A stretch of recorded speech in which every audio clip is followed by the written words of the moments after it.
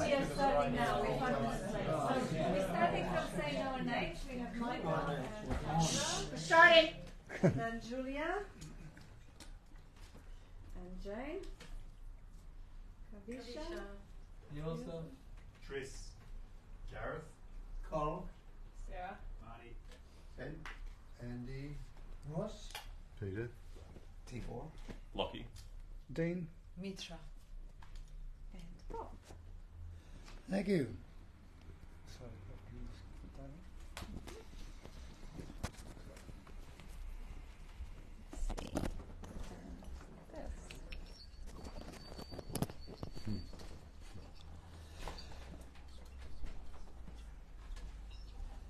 Well, start off from the start, the beginning, which is, when you look at it, there's no beginning and no ending, but still but start. Can't teach you anything, and I can't tell you anything.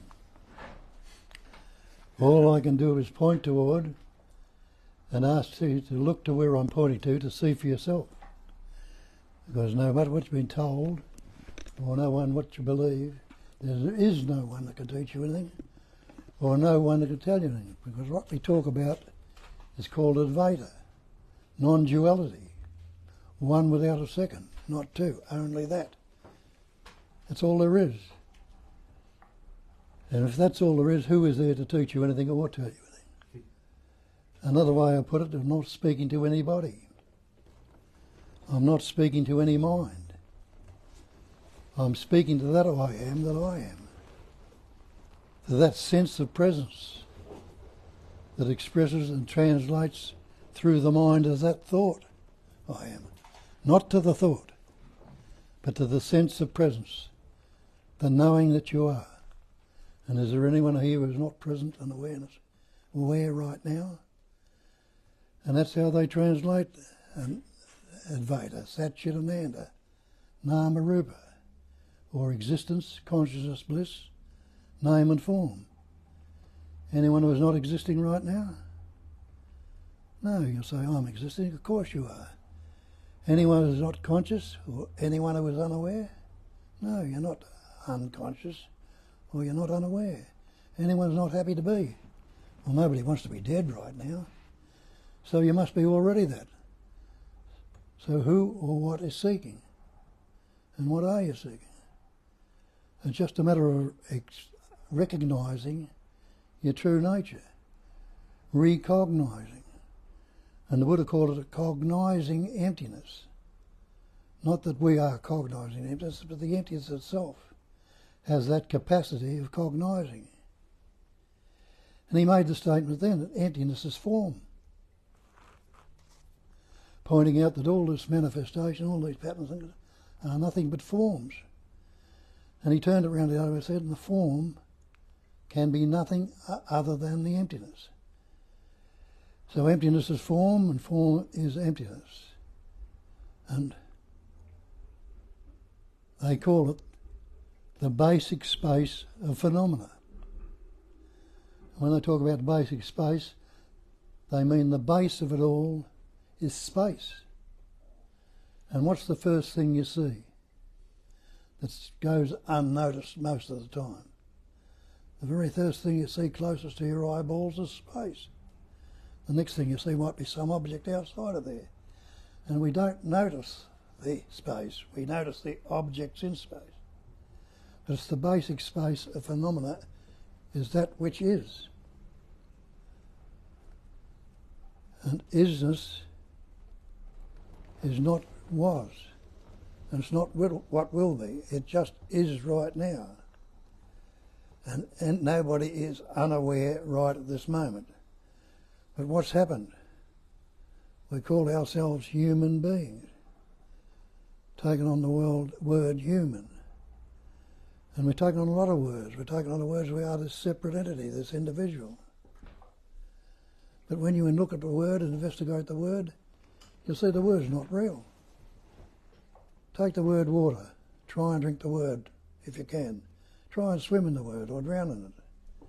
Take the water fire, see if you can cook with it or hurt yourself with it or burn yourself with the word. You can't. So what's this word I or me? You take it to be this person, this separate entity, Where does that word person come from? You realise, you look it up, it comes from the ancient Latin, I think it is, persona, the mask.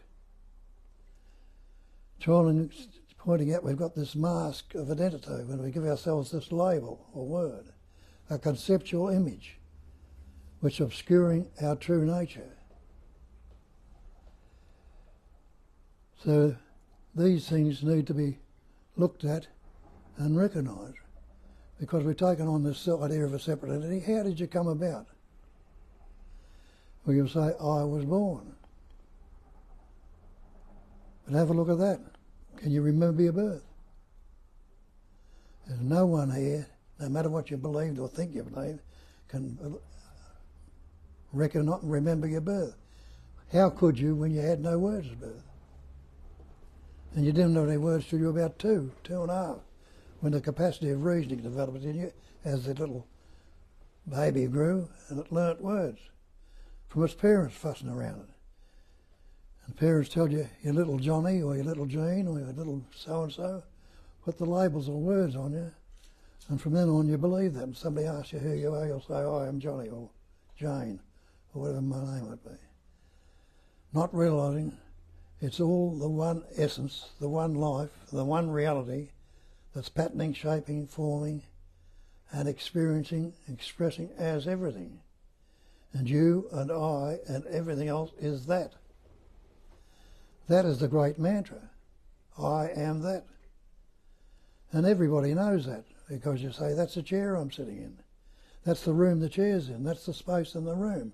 That's the tree. That's the flower. Everything is that which we put words or labels on, which discriminate the things with the word. And we get locked up in the words. Also tells you in the Bible, in the beginning was the Word. The Word was with God. The Word was God. All things were made by him, by the Word. That's all that God is a Word. And all things were made by the Word, and that's true. There was nothing made that was made. Have a look at it. You've got words for everything we picked up in that. And when you recognise the word's not real, what is the reality? Can you negate your presence, your beingness? You call yourself a human being. And if you believe in God, you'll call God the Supreme Being. What happens if you take that word human away and take that word supreme? Anyone in this room can tell you you're not being right now? You can't. So you are that being, that's a pure being. And that's another way they express the Satchitananda. Being, knowing, and loving to be. You are being right now, and you are knowing that, and nobody wants to be dead right now. So you already are that, and that's what we miss out on. We've taken the idea that we are this separate entity, and we think we need to become realised or recognised or liberated or something. But becoming is not being, and it never will be, because becoming implies a future time. When you investigate the concept of time, is there a time, is there a past if you don't think about it? Try and find out, have a look. You'll say, I was in the past. You have to think about it, but if you're not thinking about it, can you say there's a past or a future or a present? So is there a present, future if you don't think about it? You can't live in the past, you can't go back and live a moment ago, and you can't live in the future. You can anticipate and imagine the future, but you can't live in the future. And this presence, how long does it last? You realise it's spontaneous. You say now, and as you say now, it's already ending and beginning again. It's a spontaneous, ever-fresh presence awareness, or a beingness, a knowingness, and a loving to be. It's such an end. It's there in front of our eyes all the time, and we don't notice it. And that's why they tell us in the scriptures, it's ignorance. We think when we hear that term, we're dull or stupid. It doesn't mean that at all. It's a meaning, all it means is we're ignoring what's before our very eyes and not noticed. Because you don't notice the space is taken for granted. It's no thing. We want to get occupied with the things in space, the content, and miss out what is appearing in it. It's that space-like awareness, a cognizing emptiness. Have a look at it. Can you get out of space? Is there such a thing as anything at all outside of space? It's all appearing. They call it the basic space of the phenomena. It's the base of all this phenomenal manifestation. And that's what they call this manifestation, a phenomenal manifestation. And the definition of phenomena is that which appears to be. So it's all appearing, all seemingly so. But its reality is the space-like awareness. There's nothing you can postulate or think of that can be outside of space. Everything is the content of space, but we don't notice the content, don't notice the space. We're all locked into the content. Anyone who is unaware right now? No. You know you are aware. So you are that already. Where did you begin? We'll go back and have a look at that if you think you're a separate entity of person. You believe you are this body-mind. Am I the body? You'll say, my body, my mind, fire, water, space, just like the elements around you. Take the air out of your body, see how long it lasts. Take the fire, the body temperature. Take the water, get out of space. You can't. So you're not separate from these elements. All these elements can be broken down into subatomic particles into pure energy. So this body is nothing but a vibrating pattern of energy. As Einstein told you years ago, he says it's all energy. And he said, I was working on this problem for days and weeks and nights, couldn't find an answer. One night I went to sleep and there it was, next morning it was there. Not that he thought it out, but it comes up from that innate intelligence energy, that life essence that you are. And that's the same with this. We think we can think, but the thinker is not the thought. And the thought I think cannot think. As soon as thinking, then what's your next thought going to be? Nobody can tell, but you'll say, I can't tell you what my next thought is. But the thought comes up, and you say, I think. As soon as you say, I think, what have you done? You formed a subject, a thinker. And the thought has become the object. So there it is, subject-object thinking, dualism. And there can't be a thinker without thinking. And there can't be the thought without thinking. And Shakespeare told you 300 or 400 years ago, there's nothing either good or bad, but thinking makes it so. Have a look at the way you think. So you're either in the past or the future. It's either present or past, future, high, low, near and far. Always in the vibrating opposites. Always vibrating in the pure opposites. But we take the opposites to be real. But they're two sides of the one coin. Two ends of the one stick. And in the sense of taken to be opposite, it's the sense of separation. And with that sense of separation comes insecurity, vulnerability, fear, anxiety, depression, guilt, jealousy. All your psychological problems come about from that thinking. And there's nothing either good or bad, but thinking makes us there. So you look at the body, I'm not the body. What about the mind? Am I this mind? We think about this mind. I am this mind. Anyone show me a thing called mind? When you look into mind, what is it? It's nothing but thought. What is thought? Sound, word. What's sound of words? Vibration, energy. So it's all vibrating patterns of energy which we divide and separate with the so-called thing called mind. And that causes all sorts of problems. But you know it in your language when you look at it. Something comes up and you're not concerned with it. They say, can I do this? You'll say, I don't mind. And if you don't mind, you don't do anything about it, do you? What about the other one? Something comes up and you say it doesn't matter. Well, if it doesn't matter, that means it hasn't solidified. And then you see spirit and matter are two ends of the one stick. Spirit is the essence of things, and matter is the solidity. Steam, water and ice, the three aspects of it in nature. Thought, feeling and emotion, the three aspects of it in this human patterns.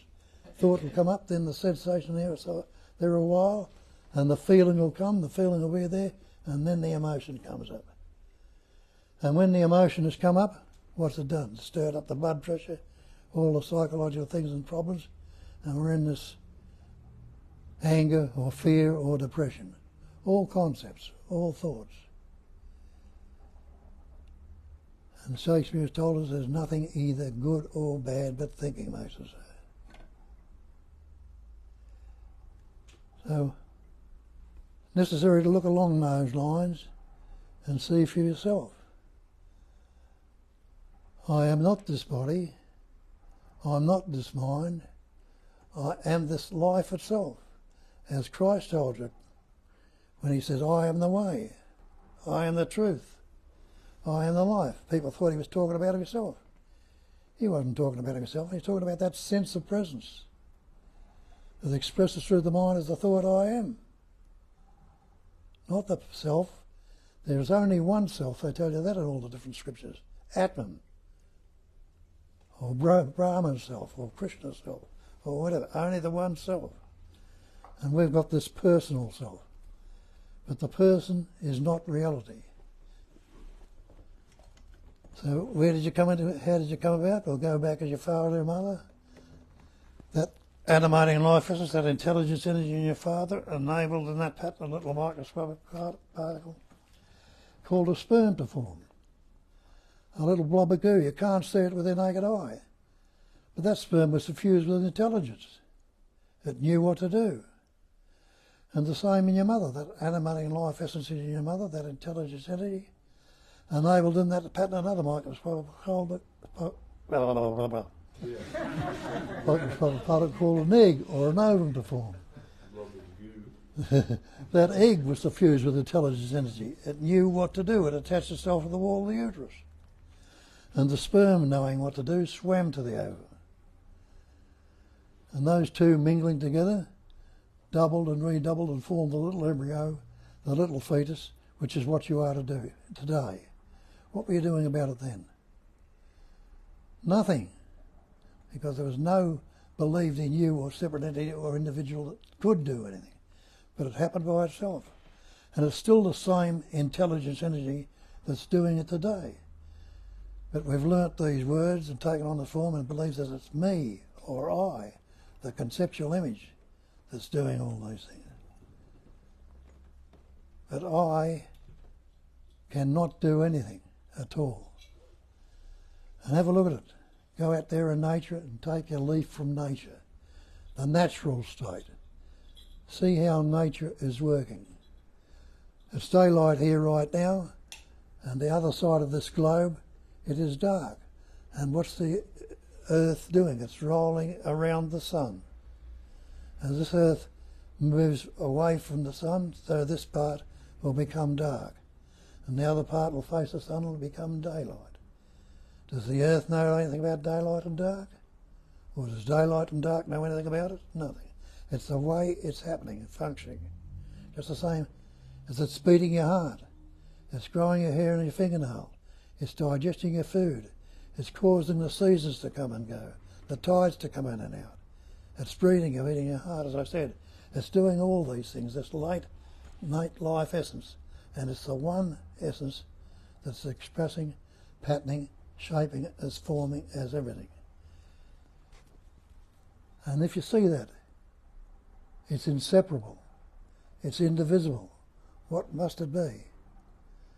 It must be, as they tell us, the absolute, or the great, or in Buddhism they call it the great perfection. What can you add to the perfect? Not the least little thing. It wouldn't be perfect if you could. What can you take away from it? Nothing. It wouldn't be the perfect if you take anything away. The same with the absolute. What can you add to absolute? Nothing whatsoever. What can you take away? Nothing. If you recognise you are absolute, Who can ever be superior to you? No one or nothing. Who can ever be inferior to you? No one or nothing. And what would you want from anybody else? So don't you see that's where all our problems come from? We've taken the belief we're separate, and we want this and want that, and fear this one and that one, jealous of this one or envious of that one. Moved away from our absoluteness into the idea of a separate entity and suffer accordingly. Because it's only me that can be fearful, only me can be anxious, only me that can be jealous or envy. Me is the cause of all my psychological problems. And the effects are the anger, the fear, the depression, the jealousy, the envy, the guilt. Cause and effect, what's that?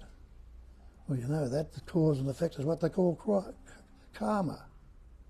And everybody's worried about this karma.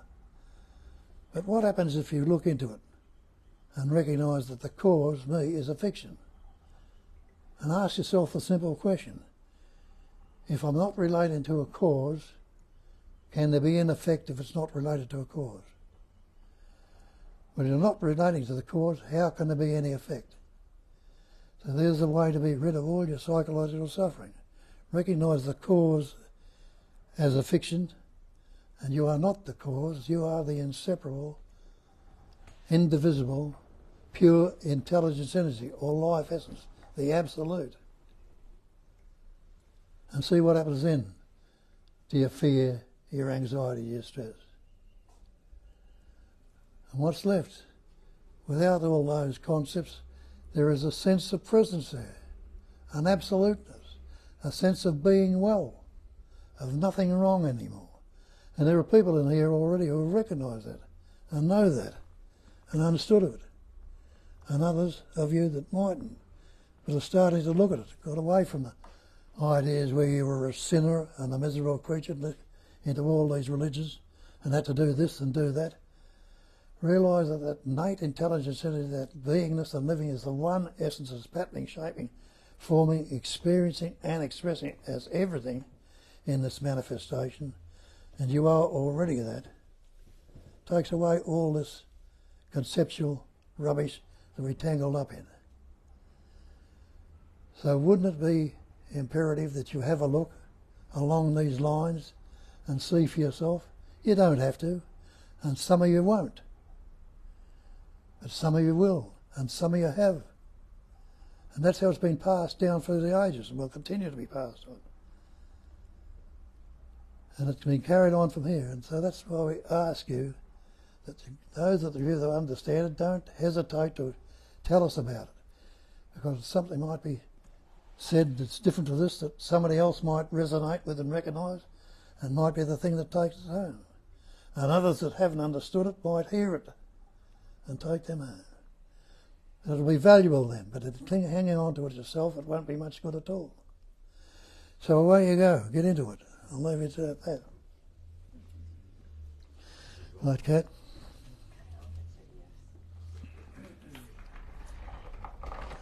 Blasted cat taken up I there. know, I'm sharing it with yeah. Thank you.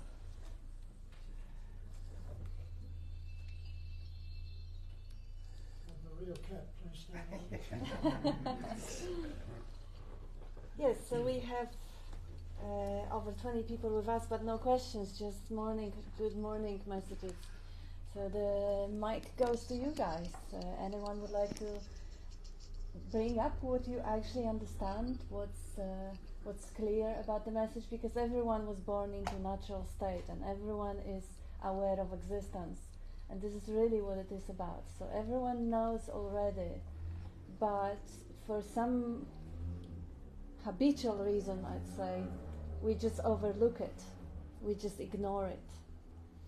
So what is that you know already and you're not ignoring? Bring it up. Or if you have questions.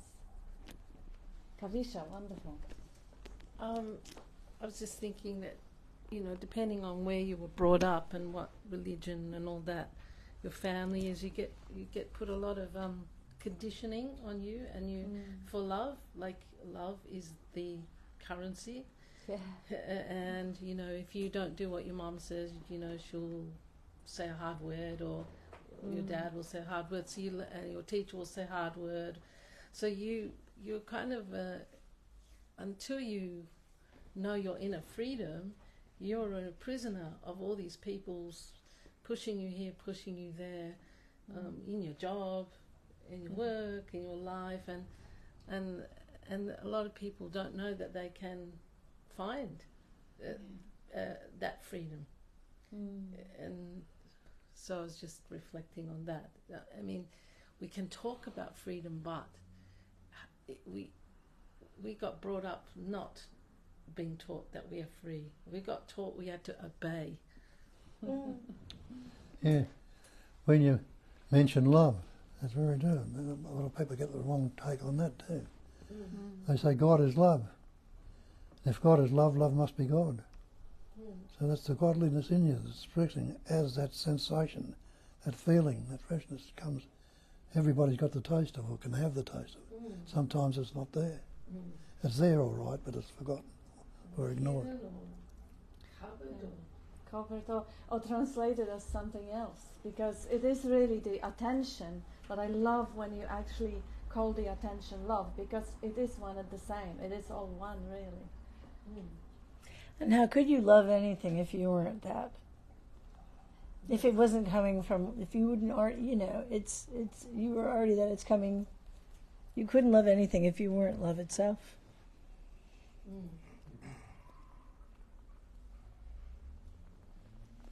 Parkinson's blown. Look at the rope.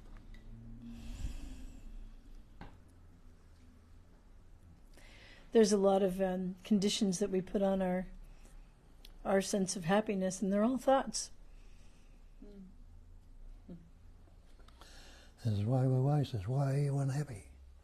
Because everything you say, everything you do, and everything you think is for yourself. And he says there isn't one.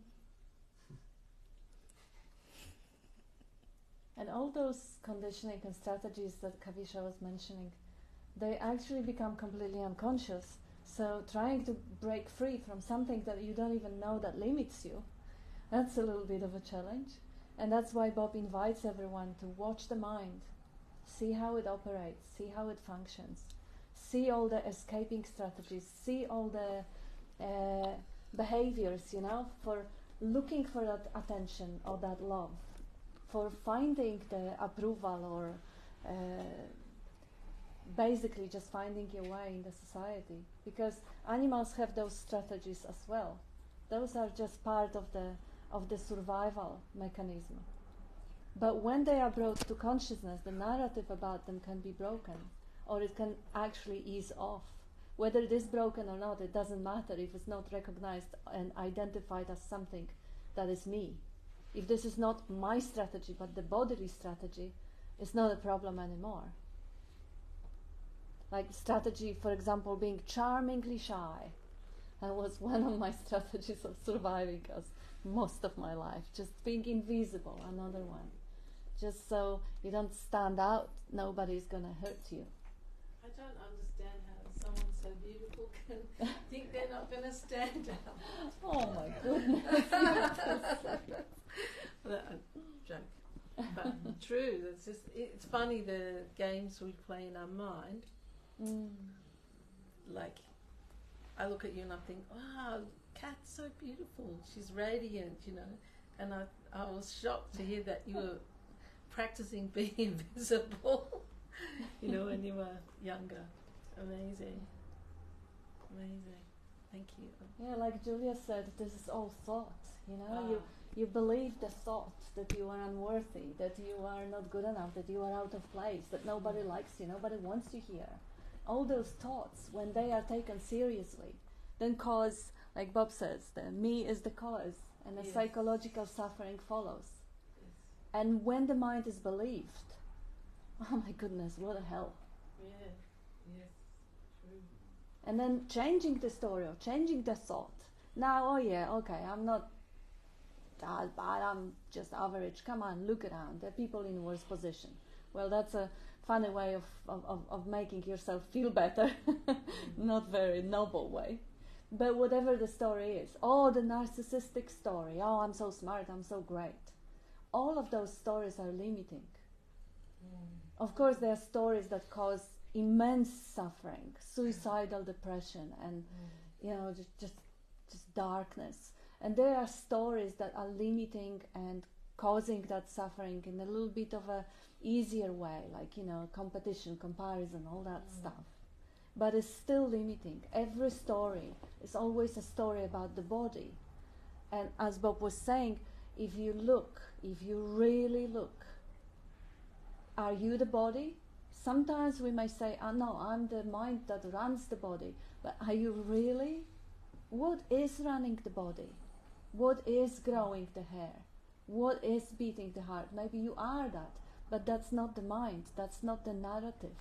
That's not that little blah blah commentary which translate the urges of the bodies and behaviors of the bodies and states of the bodies into the idea that this is I. I am hungry, I am angry, I am sad. That's a fascinating thing to observe. But once it is noticed, once it is observed, it's hard to believe it. And then, if there is still a belief there, you can always have a look, who is it? Who is it that believes it? And what you find, what Kavisha was saying, just the flow of attention, the flow of love.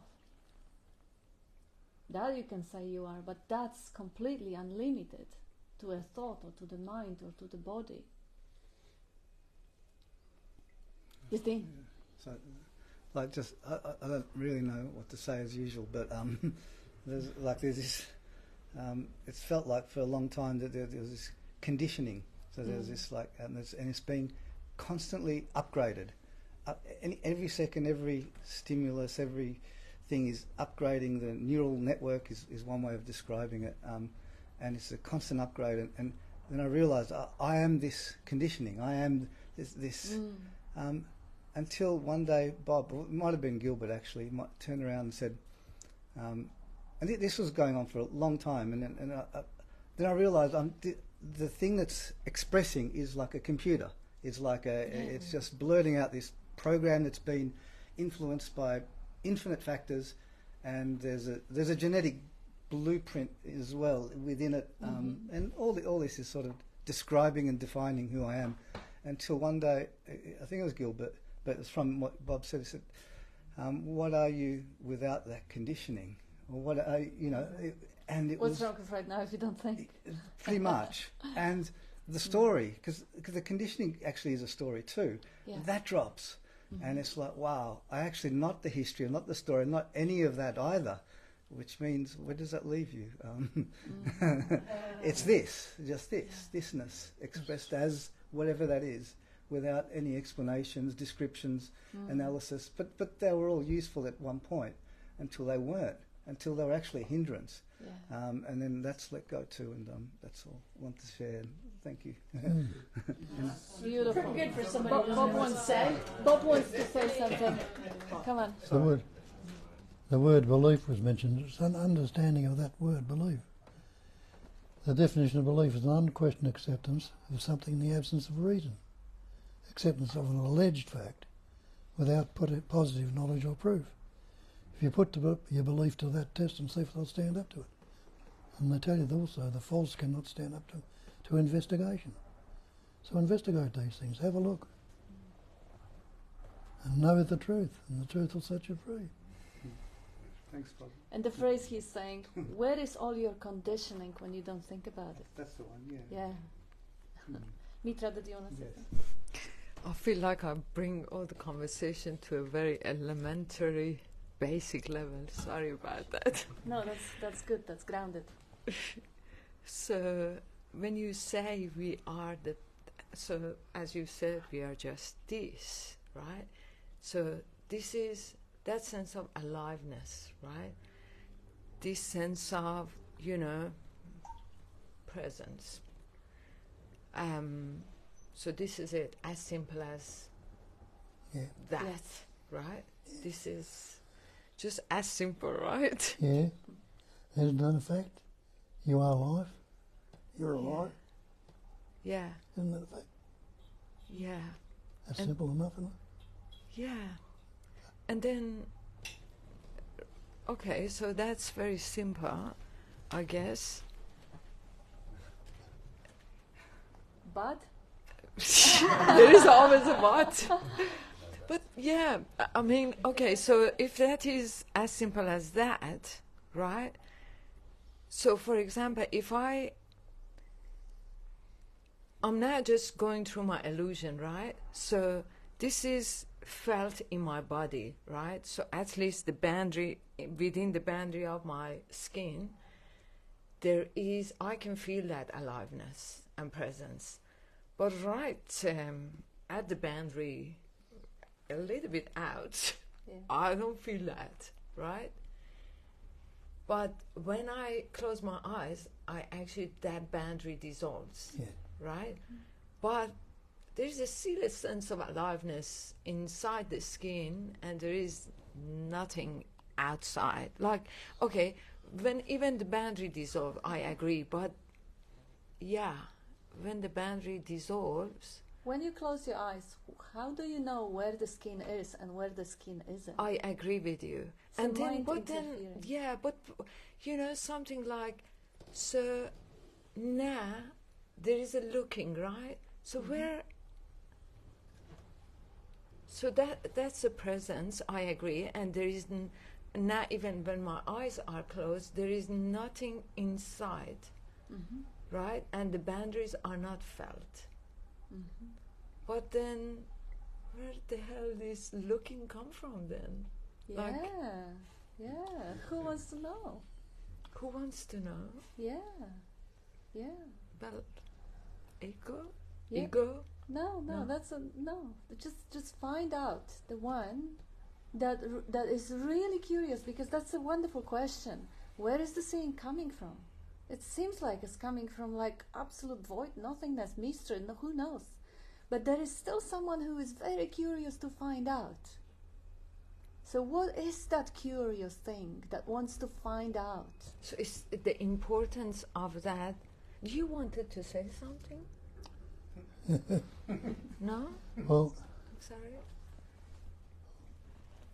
when you're looking outside of the skin, what's there?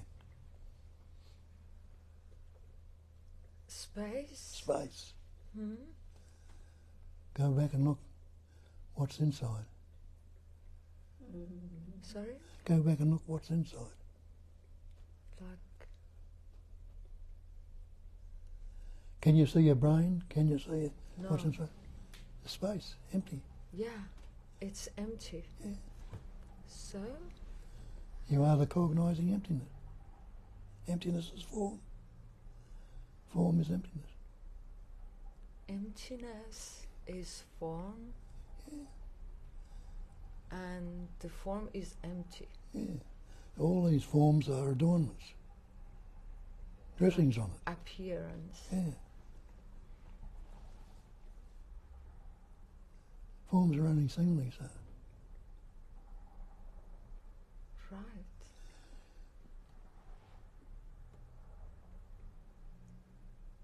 So that question that you said,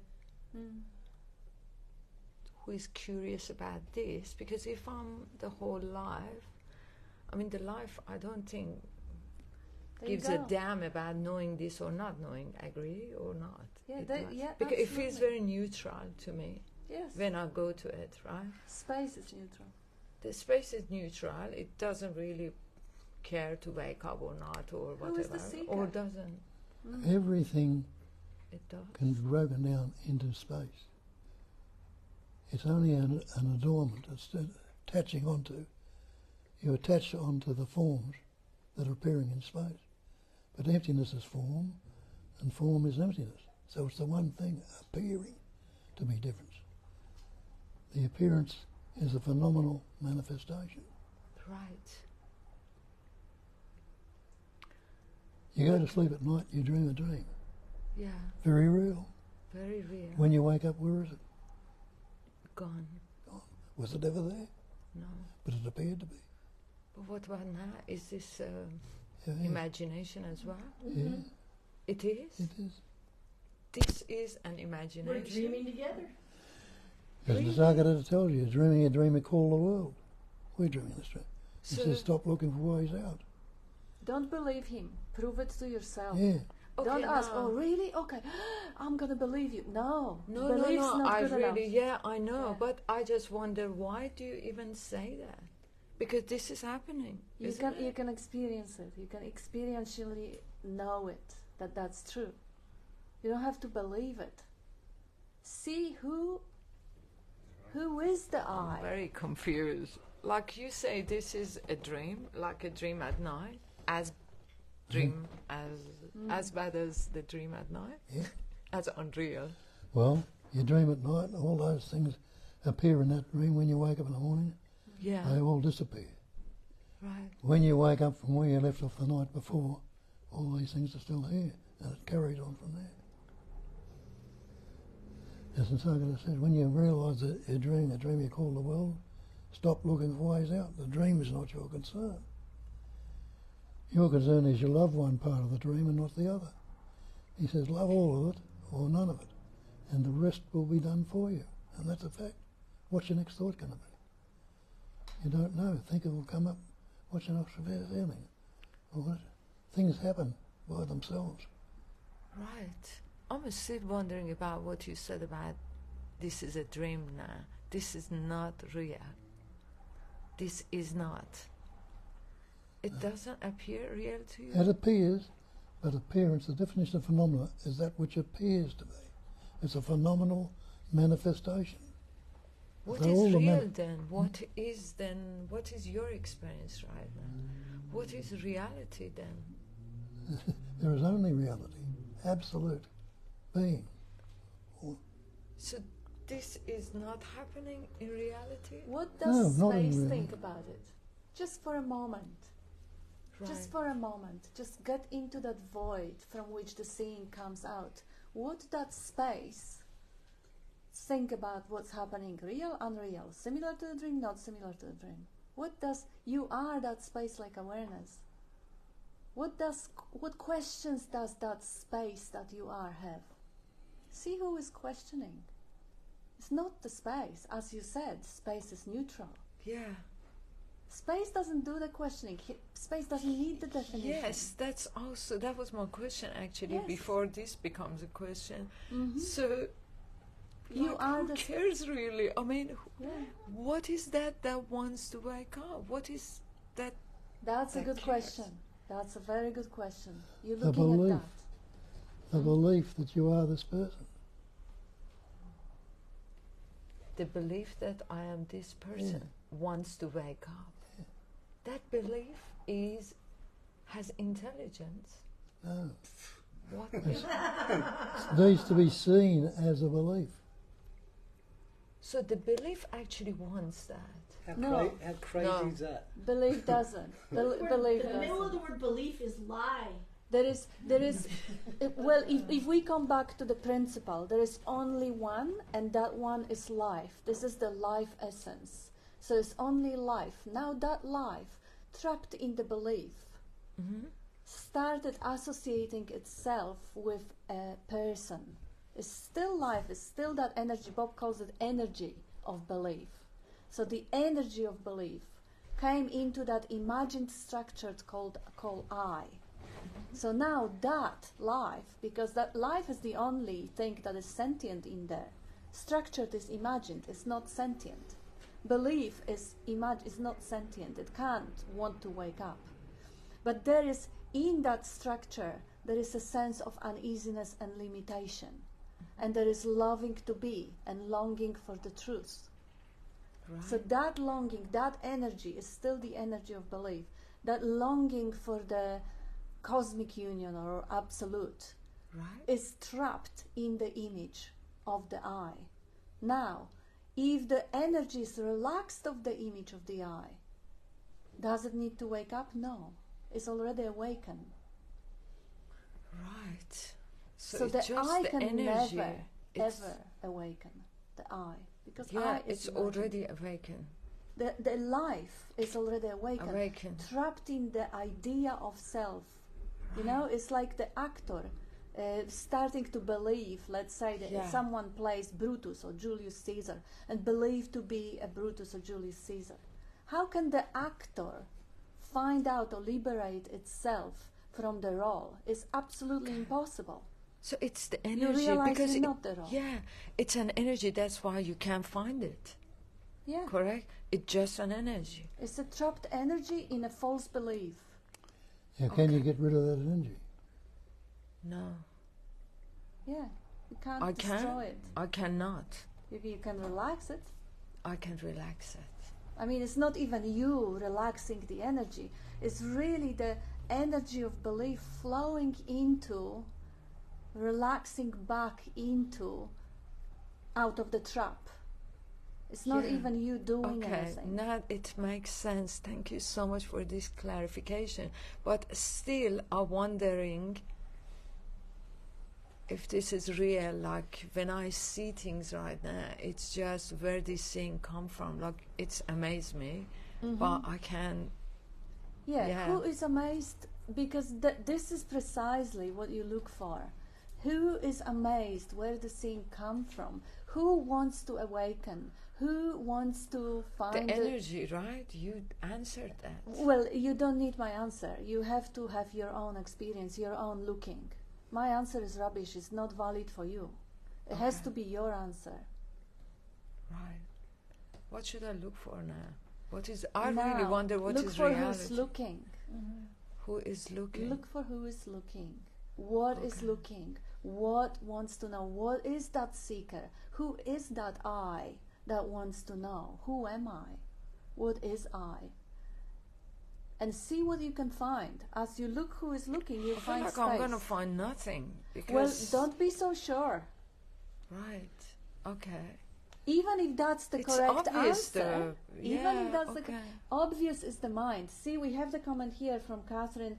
James reminds you of what Bob says. If you are looking for the answer in the mind, it is the wrong instrument, so you will never find the answer. Even if it's obvious, who says it's obvious? That's always mind having those descriptions. I look within 1,000 times How and there about- is yeah. nothing there. You can Good. look millions. And what does he say? Don't you know you are the no thing? Yes. Well, you're seeing nothing. You can't see. Yes. You're until you recognising see. your true nature. I am that no thing. That no thing. Yeah. Yeah, you have to actually be really convinced by yourself that there is nothing to be found. Doesn't matter who 1,000 people tell you. You can ask all the Buddhas and Jesus, whoever, but it has to be your truth. Until you see it clearly. Mitra Buddha.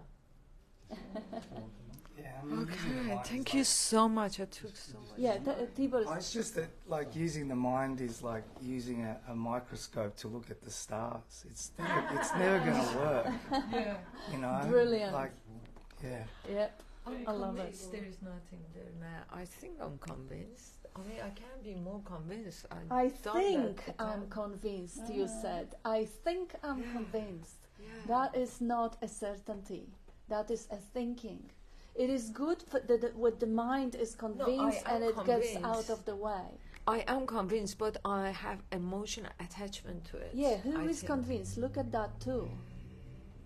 The moment you're convinced, you've lost it. Mm-hmm. That's right. Yes. And, Bob wants to say something? and nothing doesn't mean a vacuum or a void. It means no thing, no shape, no form, Right. It's not nothing. No, It's no. not zero. It's no thing. You're a thing, I'm a thing. Everything in this manifestation is a thing. Can something come from no thing? It can't. Space is no thing. But everything is the content of space. If space is no thing, everything in space must be appearing as things. But it's still all no thing. Space-like awareness.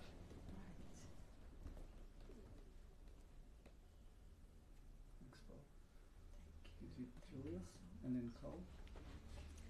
So how we perceive a word can depend on who's using it. That's the problem. One of the problems with words is, like, I can say the word love and somebody might think sex or Somebody else would think romance, and someone would think God, and we'll have all these different, concepts about what we think something is. So I think there's some good words that just, like, if you come to explore them, because you're looking for what's real. What is real to you? What is that? What do you think is reality? What is truth? And that's something that might, because you're like, oh, is it real? What is reality? And I really found a definition that I like this one. That which never changes. Okay? It's especially with truth. I love it with truth. And the reality is as well. It's that which never changes. So if it changes, and I told you I had a hamburger for breakfast, I only had one breakfast, and I said, oh, I had a pizza for breakfast. And you're like, well, yeah, your spidey senses are going off, and you're like, your BS detector. Hey, wait a minute, something changed. Maybe there's something not true in that. And the same is with reality. Okay? So yeah, I heard you use the word ego as though there's such a thing. Okay? But isn't that a word? And that word, like, isn't it, like, maybe you could say, maybe it may be more accurate to see there's egoing, apparently. Okay? There seems to be egoing, which is identifying as a me that can exist, right? I don't know. You can correct me here. But maybe that might be more helpful. It's just, because I don't think, are there, I just said it, caught it. Okay. Ego doesn't exist without a believed in thought. Take a look. I mean, can you find an ego? Yeah. Can you find the me that has an ego? Right.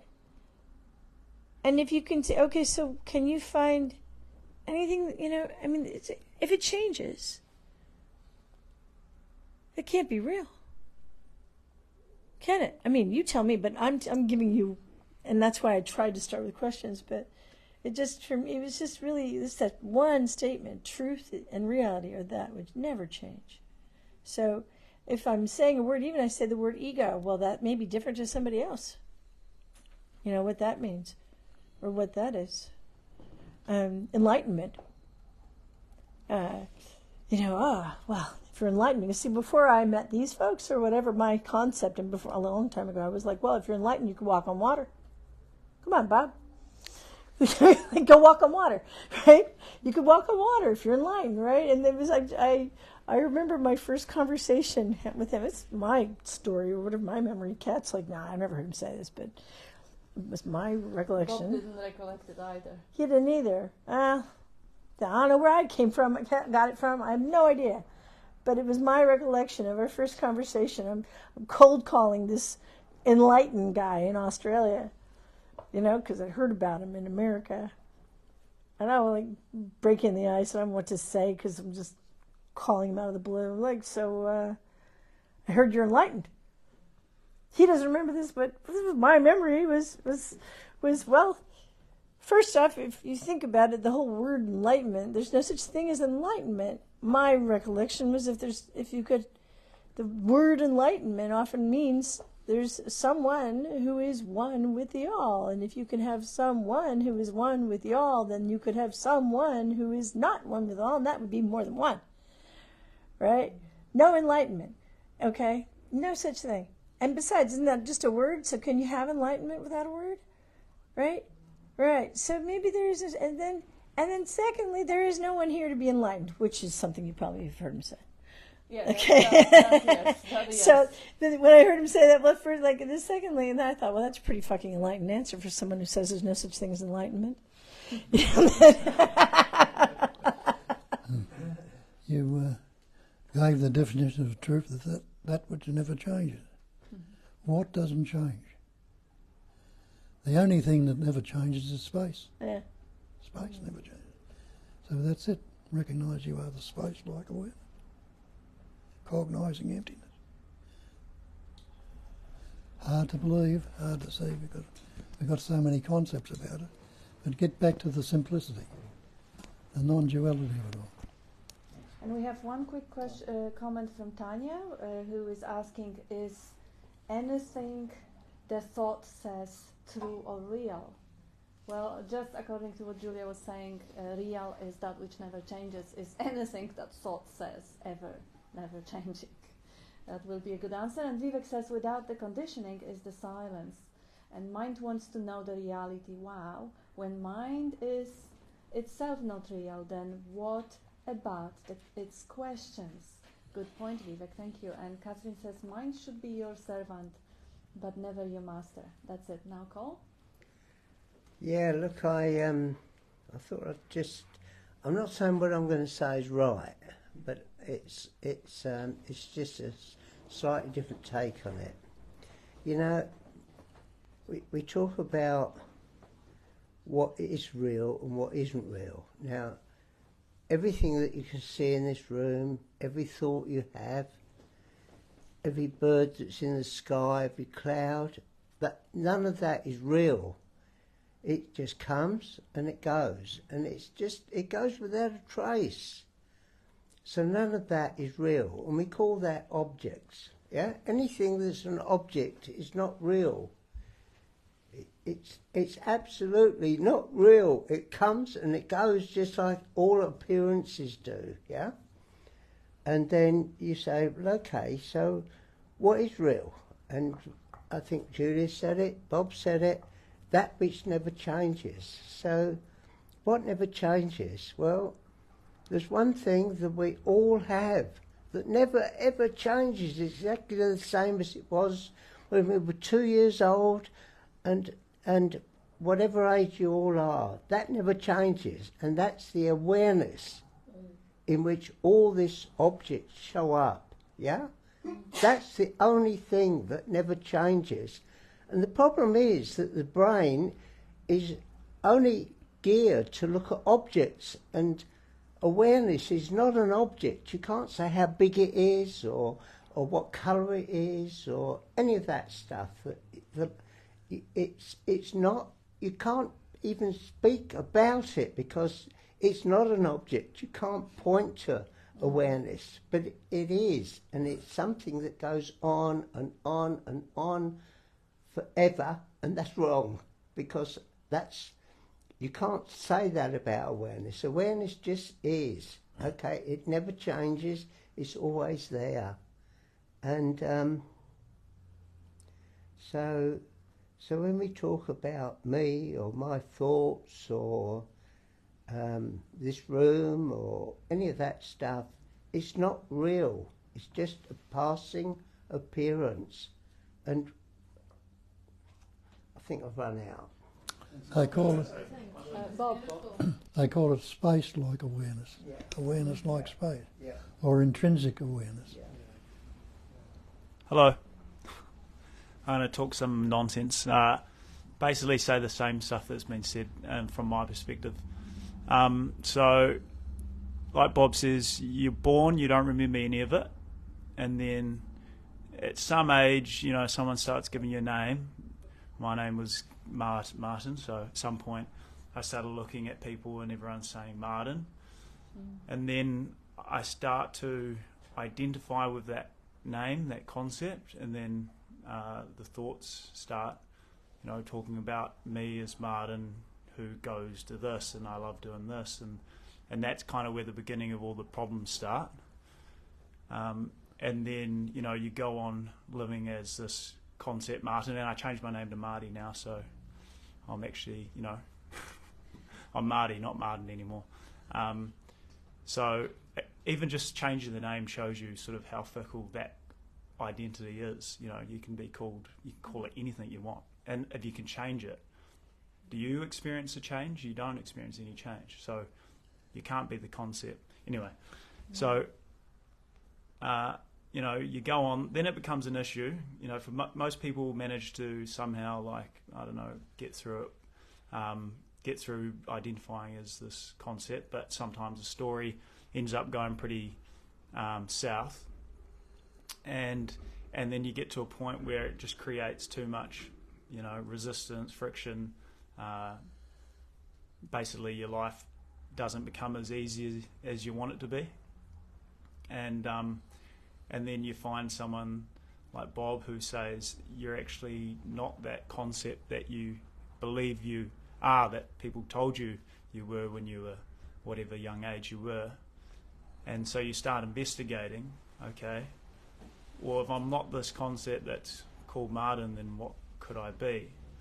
and then you come up to this bump because there's nothing. You know, the answer doesn't have any solid form. There's not another idea that's the final answer. I'm not, not even presence. The word presence is enough to sort of answer what I am. And then you kind of realise you don't get any answer, and the answer has no form, it has no shape, and the best way to describe it is as presence or space, but it's not a thing. And you find out that is the base of all the concepts that you've had, and for the concepts to come up, that presence needs to be there. So then, by deduction, you realise that you're whatever enables everything to happen. You can't be what, happens on top of. You have to be, prior to. You have to be the thing allowing it. So, yeah. One answer. Thank you, man.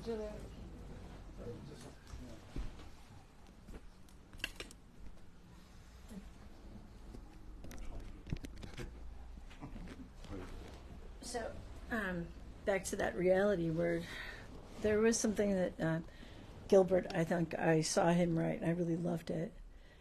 It was about Mickey Mouse. You ever watch the cartoon? Do you think you could pull a real mouse out of the cartoon? Right. So can you get that which is real out of that which is not real? Can you pull reality from that which isn't real?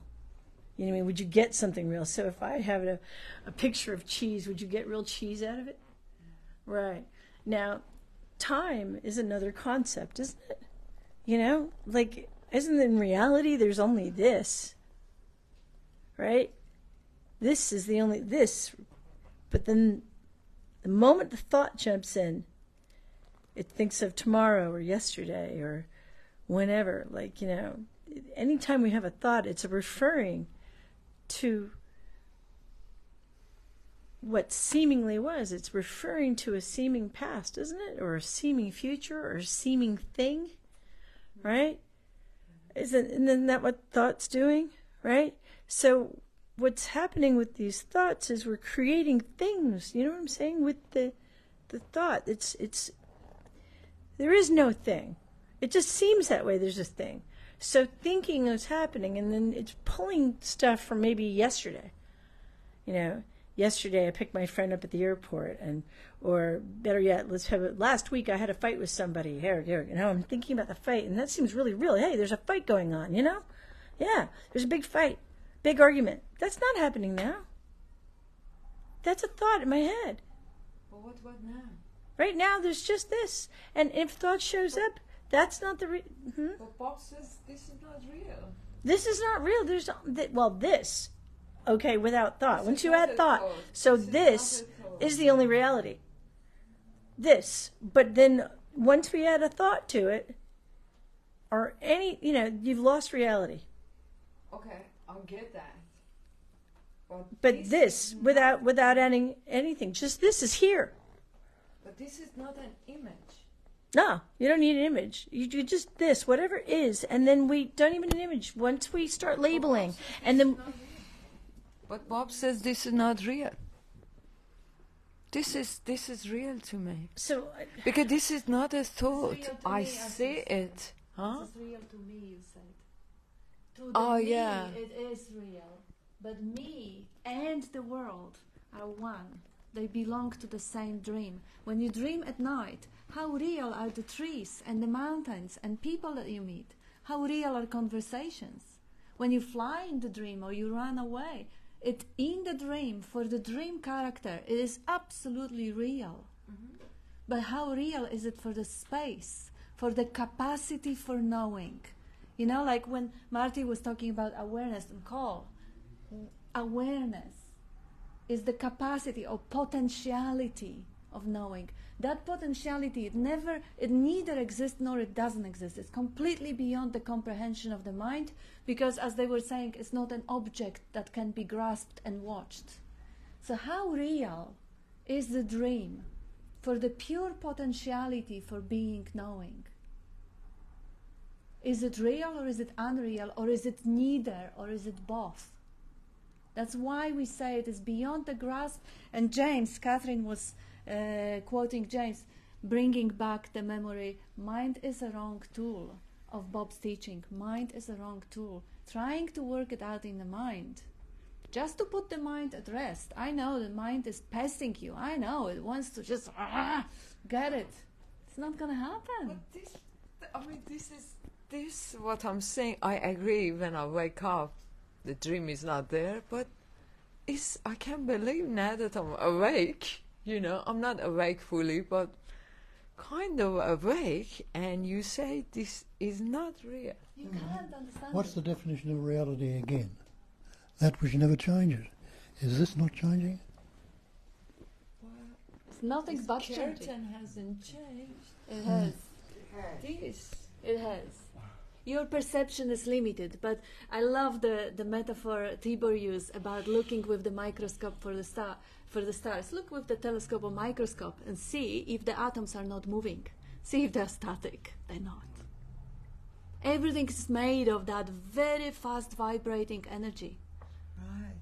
That's what you mean. Even if you don't see it.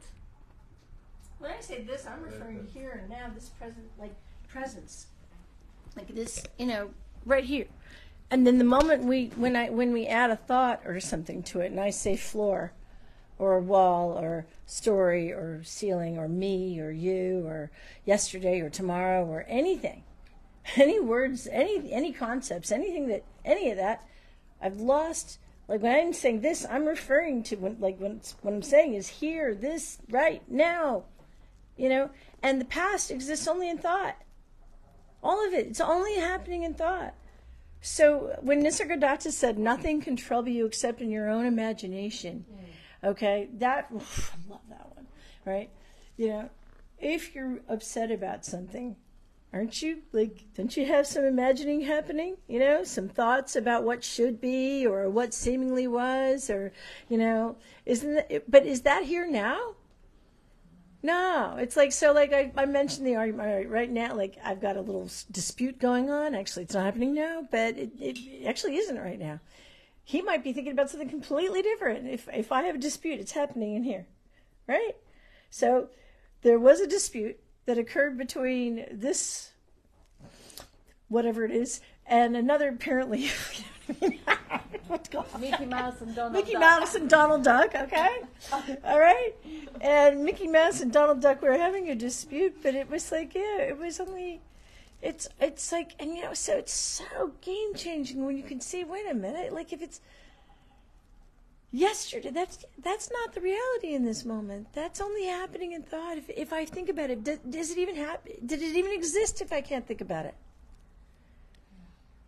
No, so it doesn't even exist if I'm not going to a thought. And if and you know what? It doesn't even continue if I don't refer to a thought. You know what I mean? There's not even a ongoingness. I could actually end this argument right now. In the dispute that I've got with Mickey Mouse and Donald Duck, all right? I'll be Donald Duck, he can be Mickey, whatever. But the dispute doesn't even happen. There is no even ongoing dispute without a thought. So it's all so the wrong tool. Here's where I just think that thought can be a useful tool. Asking who cares. Those are words, right? Thoughts. No, your quote is a little bit sharp. Who gives a shit? Who gives a shit? Who's wanting to figure it out? Who wants to know?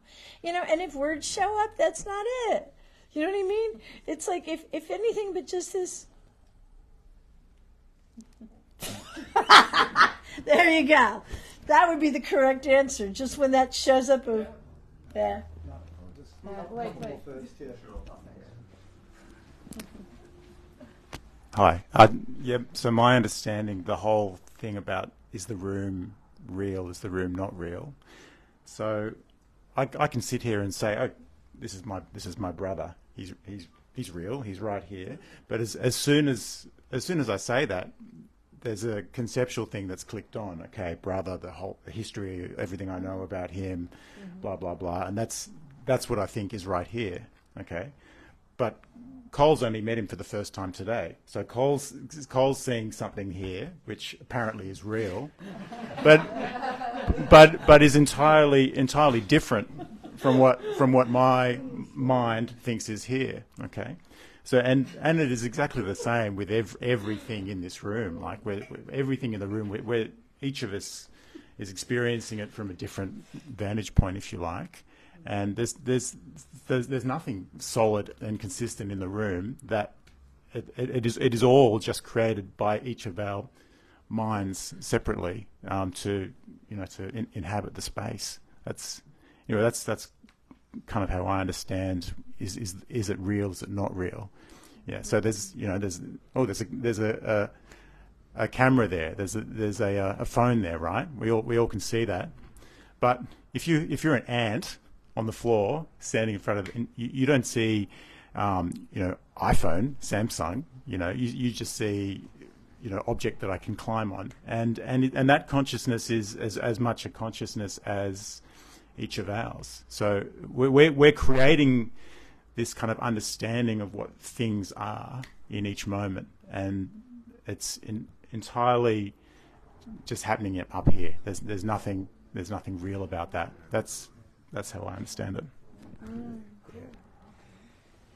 Yeah, look, it's I don't know whether it's going to help, but anything that you can see or think about or even want is not real, because it's always changing. Everything that the brain ever is able to conceive of is always changing.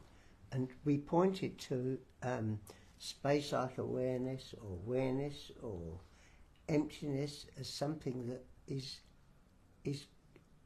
I mean, the mind is saying this, yeah? But what the mind is saying, it doesn't change. It's there all the time. Now, just one other way of thinking about it, because if we say that's subjective and everything else is subjective, everything that's objective is not real, just think of that saying that the knife can't cut itself and the eye can't see itself, Awareness can't see itself. The eye can't see itself. And our brain desperately wants to see what we're chasing. Mm-hmm. And that's the frustration. Yes. Sorry, one thing just occurred to me when you were saying this is, are you talking about, are you talking, because in one, no, it's okay, Kavisha, 1 second. It's like, are you talking, because everything I see is a reflection in my brain, right? Yes. In my brain cells. Yeah, so it's not real, because you see it differently, and as you said, the ant would see it differently. So because it's a reflection in my brain, you might see that color, beautiful color, differently than I do, right? This is what you mean, but not real. And what is a reflection? Reflection, it's just a shadow. That's what appears to be. Yeah, that's what you mean. Thank you. Right. Yes. Talk about it like that. That's interesting because you spoke about the brain, and I thought the same thought then, because I was thinking, if the me is real, and if the me is a thought, then where's the thought created in the body? And then I thought, well, if the thought is me, and then you go into the body, and where could be the thought in the body? And then you talk, oh, it's probably in the brain, because the signs say in the brain, certain parts of the brain creating language, and then thoughts created in language is part of the brain. So then if you look into the brain, which part of the brain would be then the me? So if you would just limit it, that would be like just the particle in the brain would be then the me. But then if the particle only exists because you're drinking water, Because otherwise, if you don't drink water, the brain doesn't exist. That's right. And then if you don't eat, the brain doesn't exist. So it kind of goes to these other elements again. To one. Okay. That's what.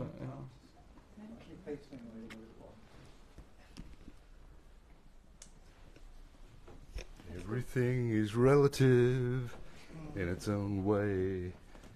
That's about it, isn't it? Yeah, I have a couple of comments. Yeah, Relative. everything is relative here, relative to something else. That's the only way we can understand it. Nothing is understood here by the mind. That's wanting to come. It is. Bloody hell. That's all I need to say. Isn't it? Yeah. Yeah, I have a couple of comments from online community. Bill says, thank you Bob and Kat for the boundless loving, knowing and being you point to and live in. It is very, very beautiful to me. Thank you, Bill. And we have Julia, British Julia. When we sleep at night, the world disappears, yet something remains. Stay with that I amness. Yeah, there's something that even remains through the dream. Dream character disappears. The world. Good point, Julia. Thank you. And Vivek says, Mickey Mouse, Santa Claus, Superman, and other superheroes are all fictional creations of the mind, and so it is the mind. The mind. You can't find the mind. There's no mind apart from the stream of thinking, stream of imagination. It's nothing. Thank you, Vivek. And Bill. Different Bill.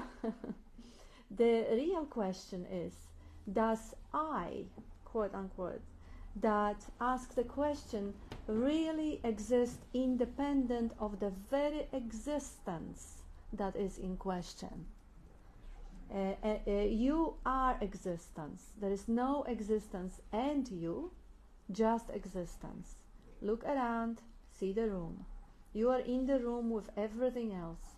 Knowing is before all the mental concepts which create a me. Duality is a me with a concept. It is delicious. Thank you, Bill. It is. Yeah, I just wanted to say that I've sort of slightly lost it now, but it was to do with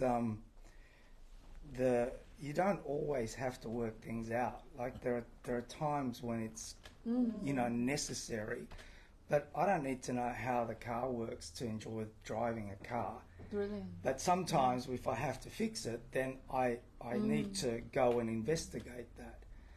But to be constantly trying to work everything out all of the time is so exhausting. It's just incredibly exhausting and unnecessary. And I've found that, like, I'm starting to realise that I actually don't need to work everything out. Beautiful. And it's okay not to know everything all of the time, and it's going to change anyway. It's like I was so concerned about work and other things because I always work. I've worked for myself for a long, long time. But when I let go of that anxiety about when my next job's coming, over 40 plus years, it's always worked out one way or the other, and often not how I worked it out. Yes. Sometimes, yes, it can, it happens to line up with what the brain does, but when I look back at it, more often than not, if I've just let it go, it's somehow worked out. Don't even need to know how. Beautiful. Yeah. That's beautiful. As Banky says, everything is perfectly resolved in the unborn. Why exchange the unborn for thought? And not knowing mind is no mind. It's so much Is healthier. relief in so many ways. And that was a beautiful summary. Yes, this is the tool. It is to be used when necessary, not constantly hammering everything you see. It's exhausting. And it's unnecessary, as you said, yes. And finding that comfort in I don't know, in no mind, in knowing, as you see, for 40 years, life looked after you, probably longer than that. So just seeing how that life is actually having your back all the time, is breathing the body, is looking through your eyes. There is no need to obsessively control and try to grasp it and understand it and stay in charge, while the life is the only doer. And the only thing left is just to gently relax and join the stream of the life, rather than stay trapped in that imaginary self which causes so much pain. To understand anything at all, what we attempt to do is relate it to something else, don't we? We're constantly relating to something else, but if we never take the step of really investigating the truth of what we're relating it to, we're assuming something. At some point there's an assumption that we're on the right track, somewhere unknown truth. The mind is a frantic effort to continually relate itself and describe itself, describe truth, describe who I am, describe the situation I'm in, whatever, according to something else. Yeah. But you see, that's where we can relax, according to Tibor, which is a very good thing he said that. Just simply relax into, knowing that no relative truth is available. Right? So what are we left with? What is prior to relative truth? It's the absolute, isn't it, of course. But we can never understand what absolute is. That's the action of the mind. The action of the mind is this perpetual motion machine which is constantly trying to identify who we are relative to something else. So we take anybody, anything that we can, and we say, how to what extent am I defined by how I don't dislike what's in front of me, or whatever? Well, you see what I'm saying? That's how the individual is defined. It's like a humpback whale that jumps out of the water, breaches itself only for the purpose of, probably, as this is what they assume may be true, only the purpose of feeling its own weight in the air. Otherwise it doesn't know where it is. It's weightless in the water. Anyway, that's it. Just a quick one. When Bob said the closest thing to you, to your own eyeball, is space. When you, and this is what I've found, when you identify with the space, you immediately lose focus of everything that appears in the space. It's quite a beautiful, restful way of being, probably pure being. And nothing has changed. Every object in the room is still there, but you don't see it. It still exists, but you don't cognise it. Well, that's a very nice, restful way of being, I think. Yeah. Oh, okay. I heard a lovely quote from Osho who said that life is not a problem to be solved, but a mystery to be lived. And I thought that's beautiful, and it reminded me of a song. Yay! Row, row, row your boat gently down the stream. Merrily, merrily, merrily, merrily, life is but a dream.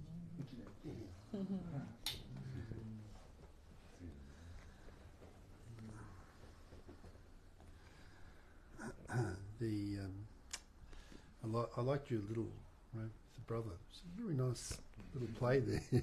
But what you're saying is that sort of reality is consensus reality.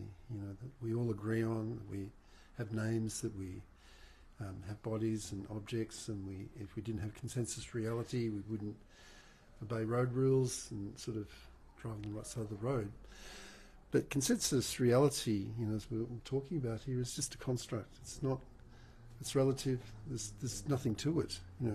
It lives on nothingness. It lives on an emptiness that is unsullied. Your awareness is the same from the day that you were born to the day you die. Awareness doesn't change. It's just that floating in consensus reality that changes everything. So the more that you, as you say, rest in awareness, without trying to do anything at all, then things just let go of what needs to be let go of, and you be in your beingness. Problems solve themselves. Is that Wu Wei? What you're talking about, effortless effort? Yeah, that's Wu Wei. That is Wu Wei. Like that great poet, Wei Wu Wei. I think it's Shakespeare also said that not I, nor any man, but man be, with nothing will he be pleased, till he be eased with being nothing. Oh, wow! Oh, is it? Beautiful. Shakespeare. That was Quote Richard from the Shakespeare. Third. Richard the Third. Sorry, Mark. Thanks, Yeah, just a question for a friend, really. We had someone we were quite close to pass yesterday, and the question was about prayer or thoughts or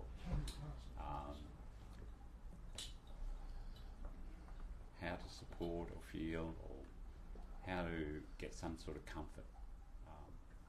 And the question was really about prayer. So I'm just wondering, what would you say to that friend about prayer, or how to feel comfort? How to feel comfort? With the loss of the friend. Yeah.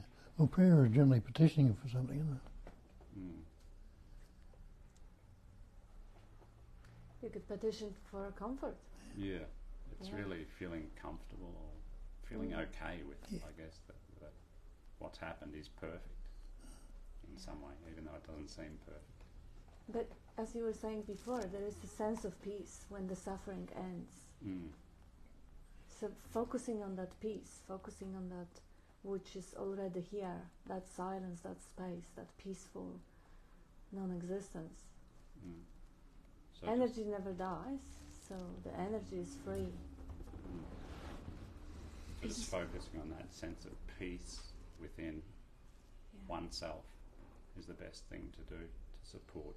And also, if you think about the friend that passed, that friend that passed, that was the life essence, the energy trapped in immense suffering. And now that life essence is free. It's not suffering anymore. Yeah. Thank you. When my father died, it was helpful for me to see the corpse because it was crystal clear that we're not that, this form. And another thing that was also super helpful was simply a question. Right, so since we're not this, if I'm not this, I'm not a description, I'm not anything existing within the illusion of time and space, I'm not a thing, can I find where we're separate? And whenever I ask that question, you want to know what should... There's no separation. And then you know what? With the loss of the separation, you know what I was left with? Peace. Beautiful. Thank you. And apparently you did look very peaceful as well. That's good memory to have. Thank you. Thank you. Here's one to chew over. Mind. Man is the master power. Mind is the master power that moulds and makes. And man is mind, and evermore he takes the tool of thought, and thinking what he wills brings forth 1,000 joys, 1,000 ills. He thinks in secret, and it comes to pass. Environment is his looking glass. Beautiful. Thanks, Bob. What's that? Yeah, I have a couple of comments here, very quick. Jasmine says you have to tune into your intuition, as everyone has said. You cannot understand with logic and the rational thinking mind. And Bill, knowing is happening. Identify that before all the mental concepts, before all mental concepts comes in. And Bradley, when the ever refreshing moment is seen beyond the cliche concept, There are no repeated experiences, triggers, thoughts or understanding, no continuity of me. How do you solve the ever refreshed? And Tanya says thank you, and Jasmine, the body fulfilled its mission, karma, gratefulness for the divine which knows all. And beautiful Bob. And I think we have a couple of quick comments from the community, but just a quick one. Did Tomorrow anyone morning want we'll it? be on Zoom. Yeah. Did anyone want to say some last word? Yeah, Marty did, but Yeah. Oh, I see. Yeah. Nothing to say. Oh man. I was just, the thought came to mind, like, I am the life that patterns and shapes these forms. I'm not the form with the concept, you know, Marty, basically. I just wanted to tell everyone that, okay? Absolutely. Just so you know. We do. Yeah. Okay. So yeah. Thank you everyone. Thank you for hanging.